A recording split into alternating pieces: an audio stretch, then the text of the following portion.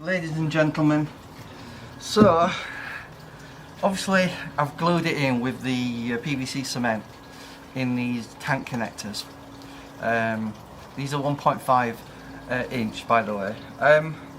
So I've actually drilled the hole a little bit bigger than I needed to in the sleepers, but we want to make sure this is solid in the hole.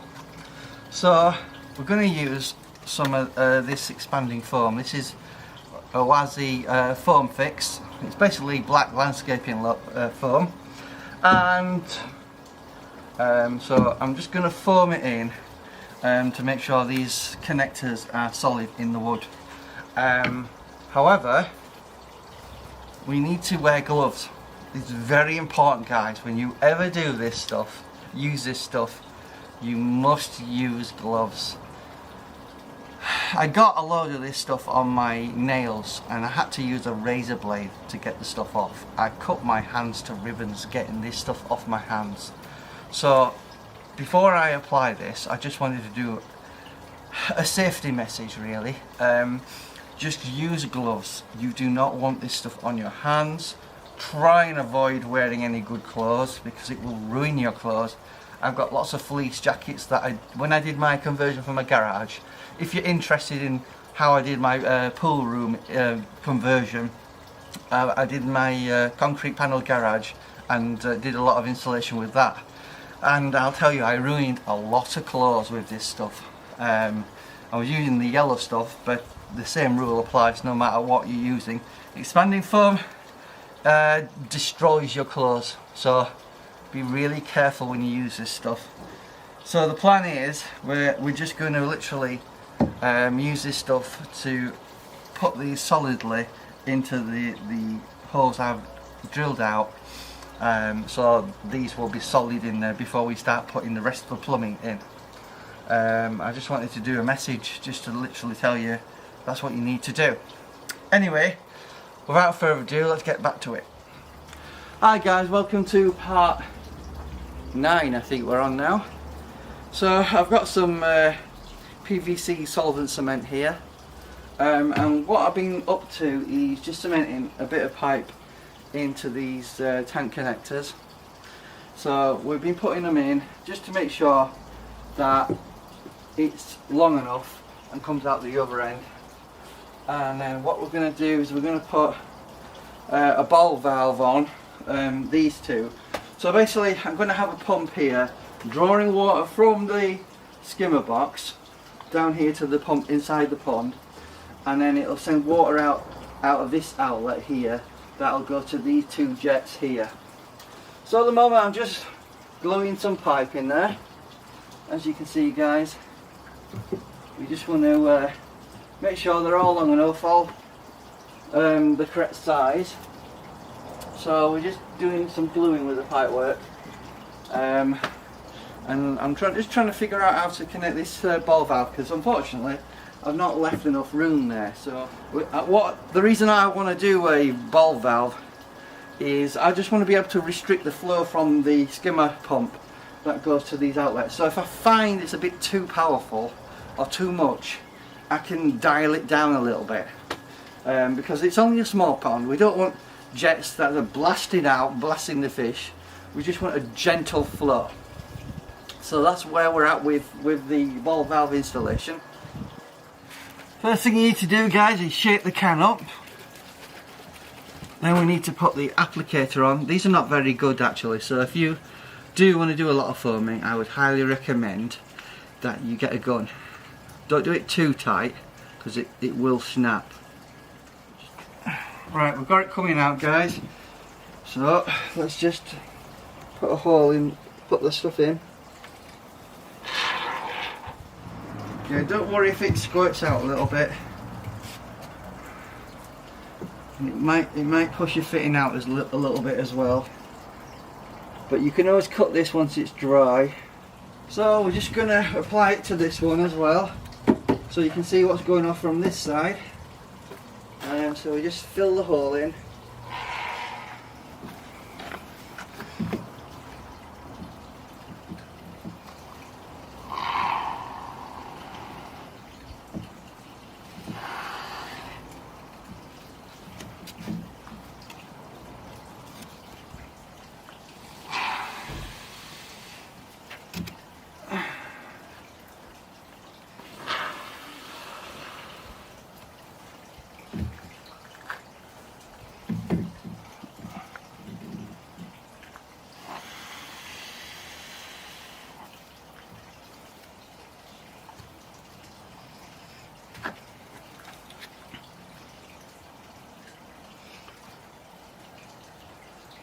So that's expanding at the moment. Just give it about 30 minutes and that will be solid. So there you go, we've put the expanding foam in. Some more there. And some more there. So I've just got to wait for some more pipe to turn up and we'll do the back side of it for the far overflow there, but we're pretty much waiting for that to go off and then we can get the pipework sorted out. Just show you quickly how I go about doing a bit of gluing. So we've got the solvent PCV glue here. Unfortunately these brushes that they give you are not always long enough, but essentially we want to put a good dot all the way around there, like so, good amount, so we get a good bond. Sorry about the dogs in the background making all that noise. And then we want to do the same on the inside here. Sometimes you need to get right in there with a decent sized brush to get it out, and then just go in there and mix it all up. Get as much as you can in there, and then we'll put this together. So in order to get this glued properly, I need to do it through here. Make sure we get it in there properly.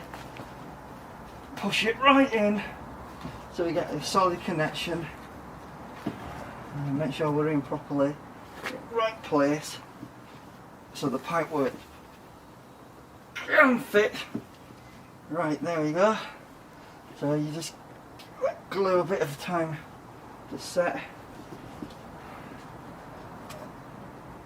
Right, I think we're about right there.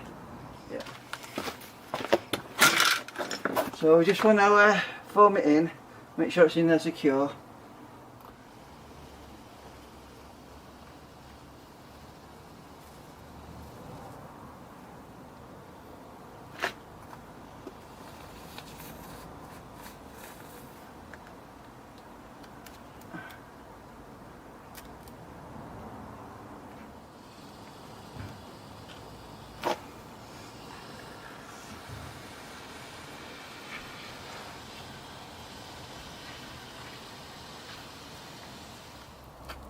Plenty of glue on, and then we can fit it on there.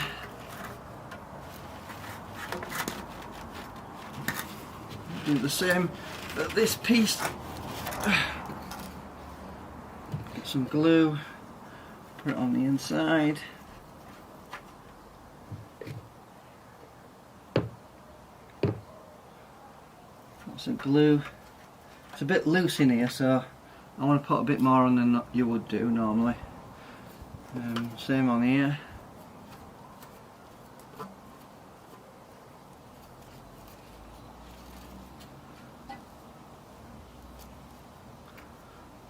Lots of glue. Put that on there. So it's tight and fits really nicely. Then we want to attach that piece as well. So we want to get lots of glue on there.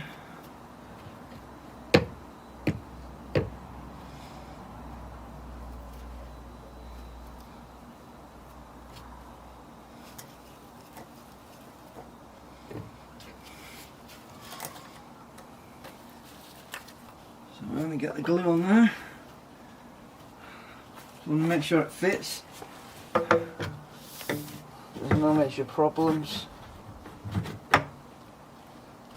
Okay, see if we can get this on before it dries.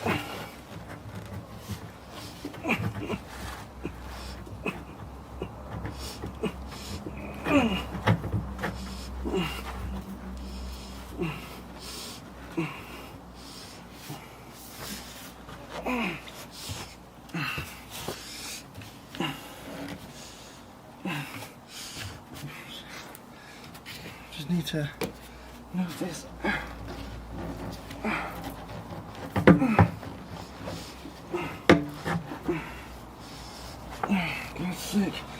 no. Don't do this to me.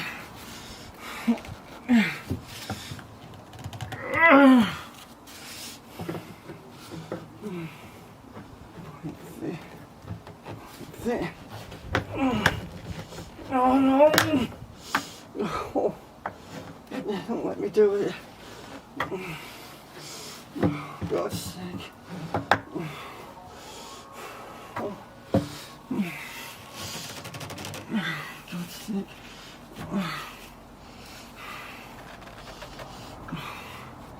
This is the problem.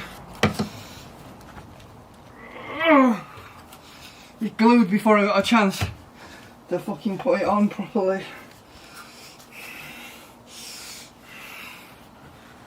I need to fucking...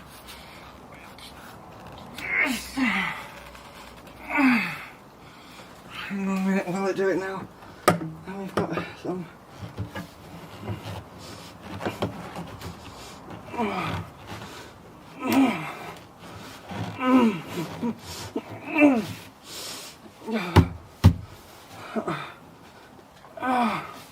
Has it got in? Okay. Oh God.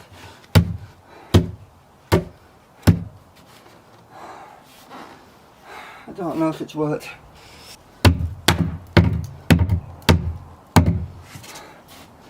I don't know if that's worked.